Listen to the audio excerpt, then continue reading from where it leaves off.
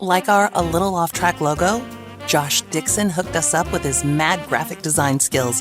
Put him on your next project and see his work at joshuadixonart.com. We hope you're enjoying our discussion with today's guest, artist Dusty Scott. One person I don't get to cite enough in terms of like her help and support is like my mom, Virgie Scott Shimon is her name, but she, like to think of like how many paintings that like while my wife's at work, she's helping watch my daughter, but she might be in the present of like me doing this painting. And so then eventually this painting, goes out, but it's not just at the work of my hand, it's the work of like, my mom helping us out or my wife helping me out or whatever. And so like whatever it took to kind of create whatever it is that somebody finds value in is really at the hand of like multiple people that were kind of involved in what helping a great way to look at it. This thing. Yeah. And so then it becomes like, although they maybe didn't put brush to canvas or maybe don't really have any creative endeavors in that way, but they made it possible for you. Possible for me to do it, and then in a relaxed form that maybe allowed me to do a better job or something, and that somebody then values. And so, and then I think that, the idea that like in that future, which I always feel this way when I stand in front of like a Van Gogh painting or something, I think he stood right here, like right here, like as I'm standing here, it's like you almost like want to put your hand up, like you're the one painting, to almost like kind of step into that kind of thing. But in the same context, it's like my daughter, this painting that might survive would be the painting my daughter's ran by 15 different times or maybe came up and pointed something out to me, which she does too for me, like something I'm not getting right or whatever, or my mom came out. And it's like, so this thing that we were all around, my family was all around, the idea that, and again, it's one of those things like nobody's there to verify it, but it's the idea that, I think a lot of our mission is to do something here to sustain to say that we were here, whether it's to procreate or whether it's to make something or do something in a craft or have friendships and do something, make some sort of impact, donate and do whatever. And yeah, so, I mean, it's, you hit the nail on the head with that. Daily on the job site, Dad's guidance, is that in your work too? As far as I would say, what Dad instilled for sure is the craftsmanship factor. I mean, it's like I do a lot of our finish work. TJ does a fantastic job on the finish work of the drywall and stuff like that we do. And Dad kind of is all around, doing different things. But my emphasis on details is probably been instilled in me from like the carpentry early on to the details of like, art. And then also the methodical nature of like how you go about like even doing a job or doing, whether it's in construction or whatever, that process that you can't deviate from in order to get the quality out of something that you want. Don't cut corners, don't skip over things, put the work in to do a good job. So that way, and then in doing so, that will generate a reputation, hopefully, that you care and love what you do. So, I listened to the other podcasts that you've done, just the two. Are we number? Yeah. Okay. Yeah, number 2. Just to get up to speed with some of the things that you've done, and in that you talked about how you were commissioned to do a piece for a woman who was actually in hospice. Yes. And she wanted a picture. Well, it was her niece who commissioned you. Is that right? Yes. Yeah. The woman in hospice wanted a picture of herself in her backyard. Which was like just of actually her backyard. Oh, just her backyard. Yeah. Okay, but she couldn't go there because she was on hospice. So that's what you did, and which is so cool. And I love that. What a meaningful thing to give to someone. But in that discussion, you said that your happy place is in your studio, and your daughter's nearby, and maybe your wife is in the next room. I got goosebumps right now. Yeah, I know that. I thought it was just such a powerful visual. And then I wondered if you had ever painted a picture of yourself painting, if that is something like you might do down the road, and if it would be that image. I've thought about it before but again, like I think I did a painting in my senior show at Monmouth where I was, because I was into, I was obviously into physical fitness, like I'd said earlier, and so I painted myself like as on the treadmill.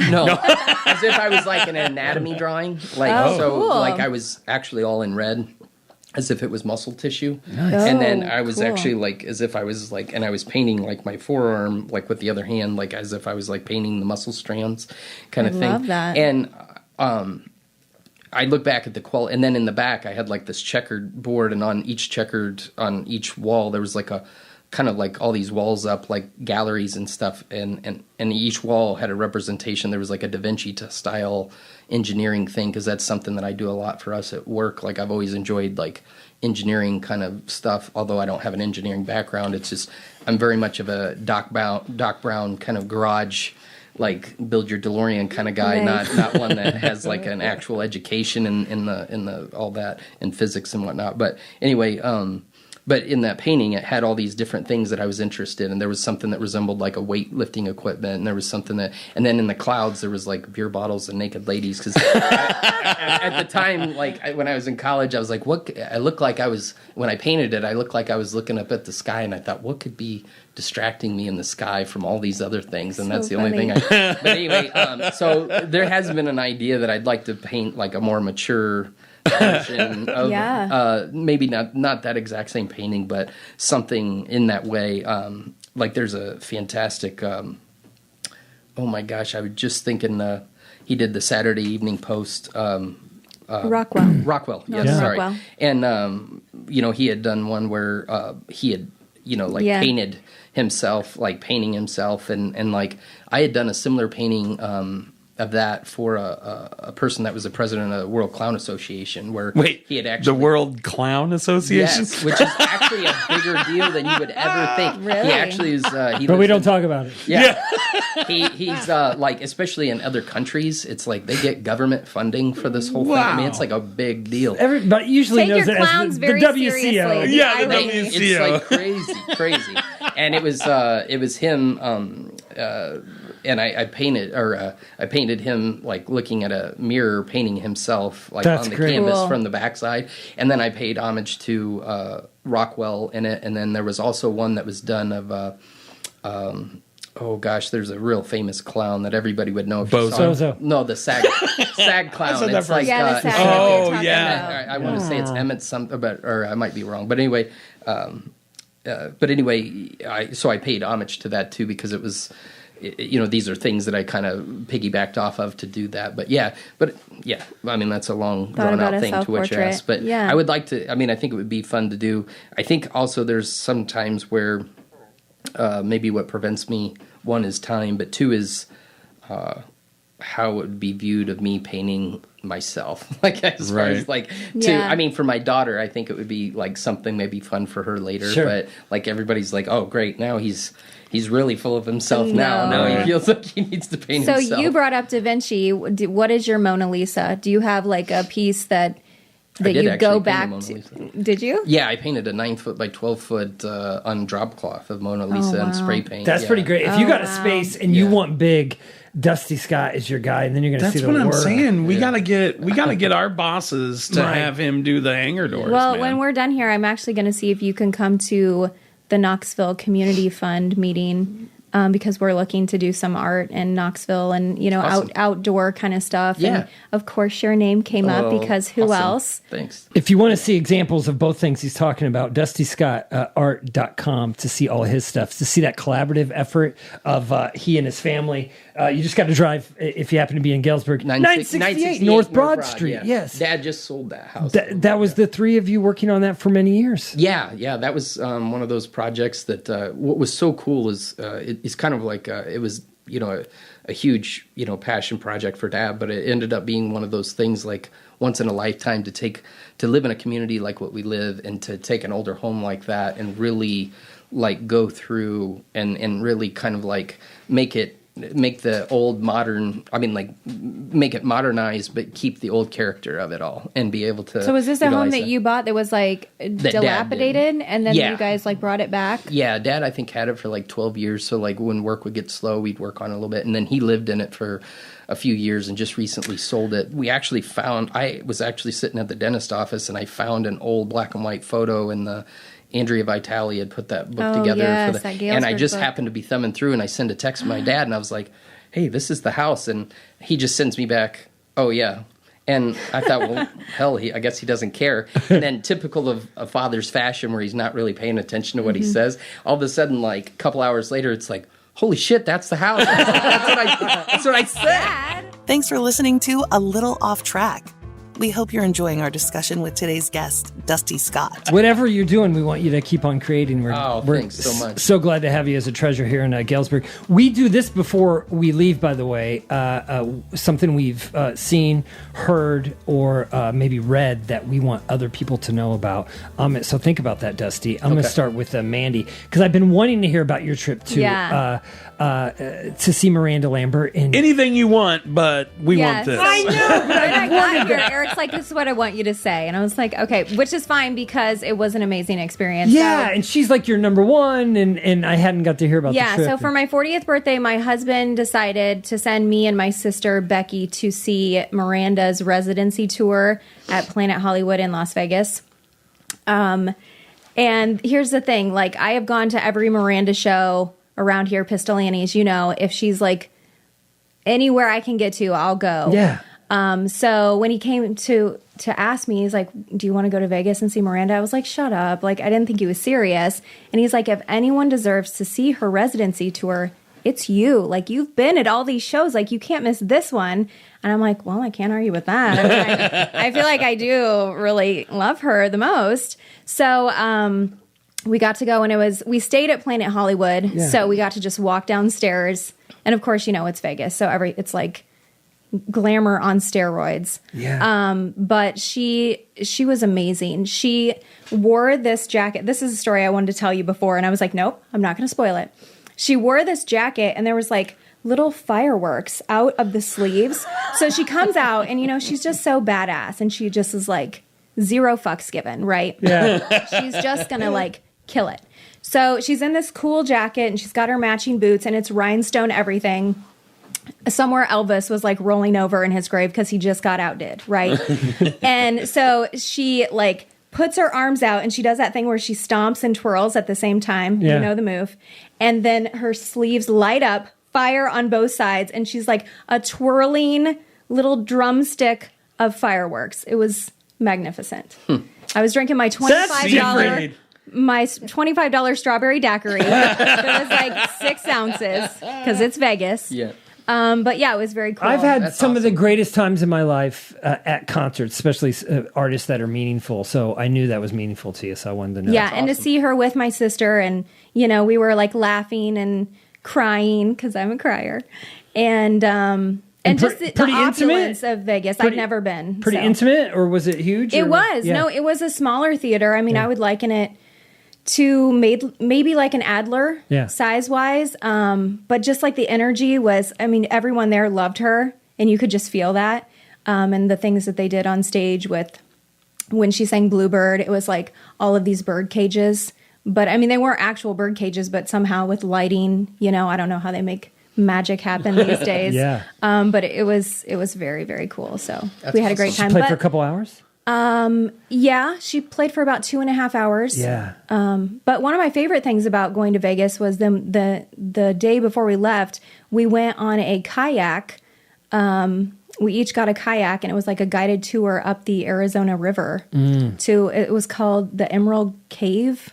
Oh. And I had never kayaked before by myself. It was a long freaking haul, you guys. Oh boy. I was like, Did you have like like an inflated tire with a cooler full of beer in it? No, but I did have like a lot of beef jerky and other snacks, and the tour guide kept teasing me. He's like, "You're eating again?" I'm like, "This is hard work. I need snacks." They do flow down the river in Arizona with the inner tubes tied together, and they build these pyramid plywood radio subwoofer speaker systems that float down with them. Pretty impressive. Yeah, it's pretty intense. Ours was more chill than that, but Miranda was off the chain, so that's so great. That is mine. Nice. Thanks so much. How about you, Theodore? So mine is a little nostalgia mixed with a little future. Yeah.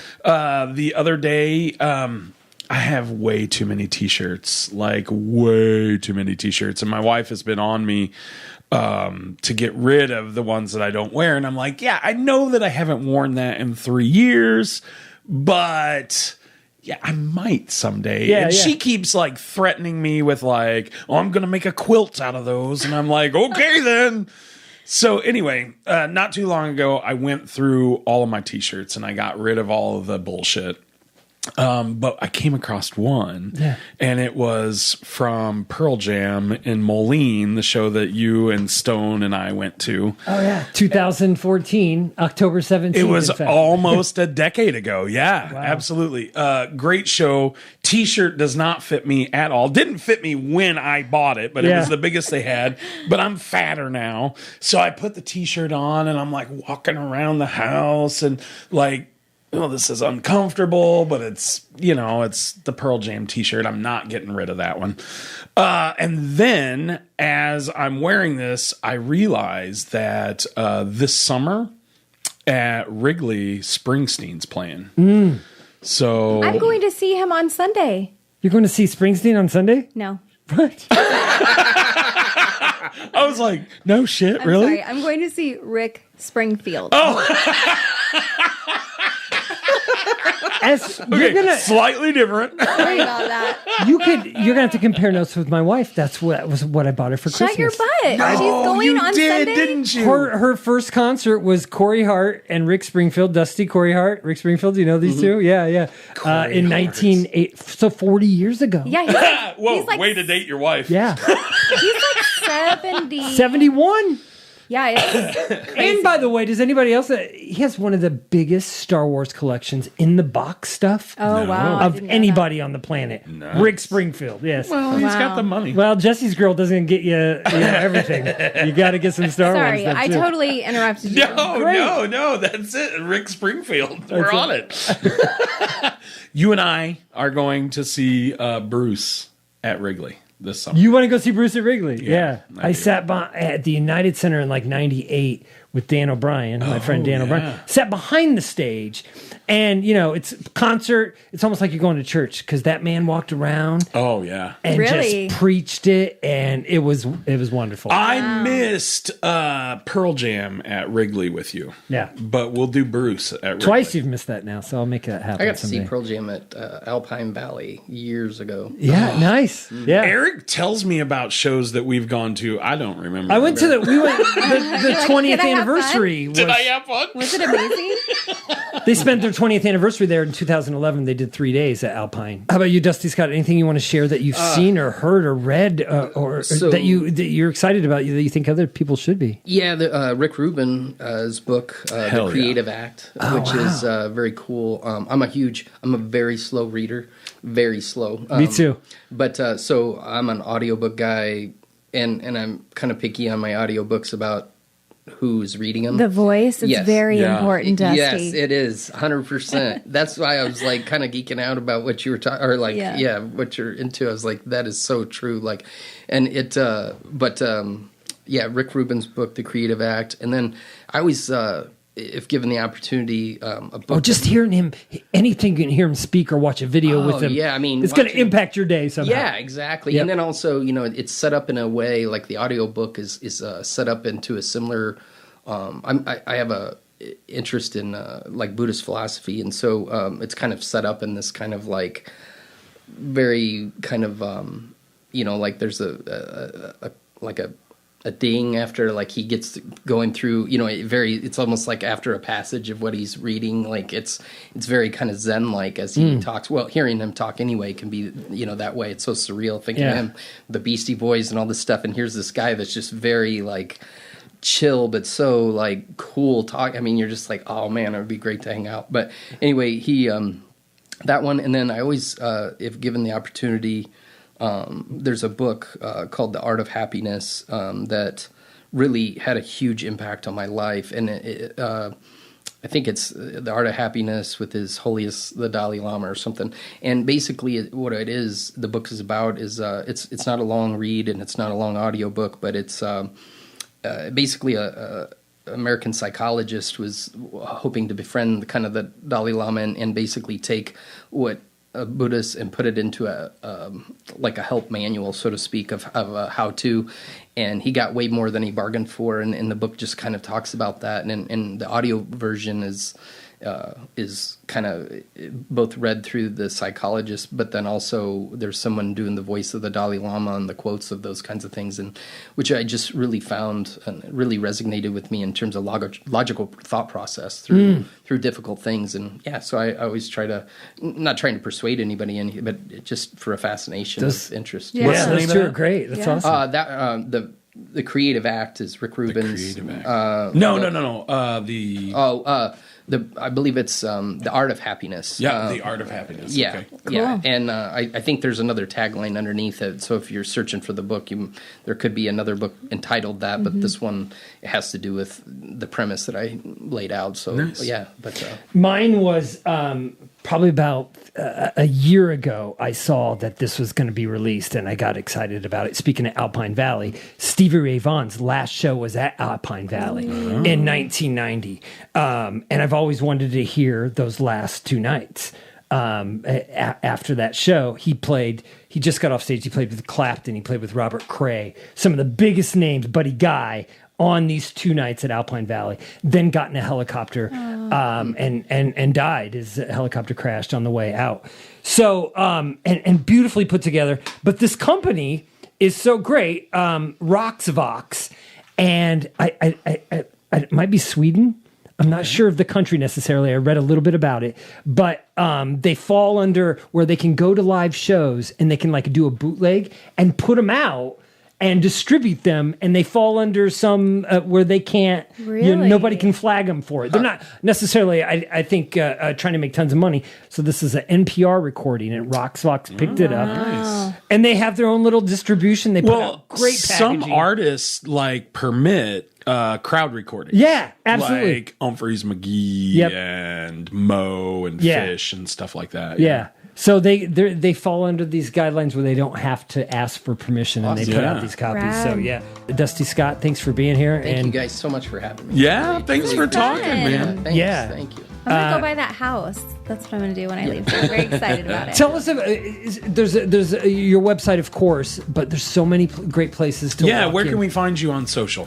So it's as far as like Facebook, I'm fine with people just friend requesting me just as in Dusty Scott, but then there's also Dusty Scott paintings, and so they can friend request me on there, or sometimes if people just directly friend request me, I'll then I always send out invites, no matter whether somebody's friend requesting me that or just for that, and then Instagram is also Dusty Scott. I think it's Dusty Scott _ paint, whatever. We're going to put all the links in. Yeah, I should have. I said this before. The funny thing is as I've gotten more professional, now I have a logo and a QR code and all these kinds of things. But the wise thing would have been to make all this uniform. But because it was so hard to get the following that I got, it's like, I'm not starting this all over. Right. And luckily, all this stuff's linked together. So, if somebody does either find me through Instagram or Facebook or whatever, then they can normally navigate to the other, or they're all tied to my website as well. So if they go to my website, they can then click and go to those if it's, through their cell phones or whatever, or Facebook or through the internet or whatever. So it's, so I really appreciate anybody taking the time to check things out. And I really appreciate you guys. Like I said before, it's a grind to get yourself out there, and it never stops, because it's luckily, if you're lucky enough to get your work to do some work for you, you're always thinking like, how can I get out there? What's another opportunity? And when I reached out to you guys, it was just such a nice thing for you, to consider it. And obviously I'm here, so I appreciate you taking me. You're very brave to be here. You're the second person who's agreed to sit in a room with the three of us. So. I know you got stuff in Mexico and other areas of the world, but thanks for making our little West Central Illinois, this little blip on the map, a lot more colorful and a lot more beautiful when people come here. Thanks so much. Thanks so much. Yeah, thank you guys so much. I appreciate it. Dusty Scott, take care. All right, you guys too. On behalf of your hosts, Eric Hansen, Ted Bievenauer, and Mandy Balzer, thank you for indulging us. Thanks to William Colvin at Laid Back Manor Studios in Galesburg for mixing and mastering the show. If your band is ready to make an album, William is ready to make it sound amazing at Laid Back Manor Studios in Galesburg. Join us next time as we go a little off track. And until then, don't take anything too seriously.